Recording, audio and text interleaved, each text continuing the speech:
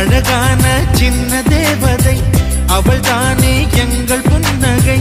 நாள்தோறும் இங்கு பண்டிகை, நம் வானில் வான வேடிக்கை. இதுபோல சொந்தம் தந்ததா இறைவாவா நன்றி சொல்கிறோம். உனக்கேதும் சோகம் தோன்றினா இங்கே வா இன்பம் தருகிறோம். சரவெடி போல் சேர்ந்து நாம் சிரிக்கலாம்,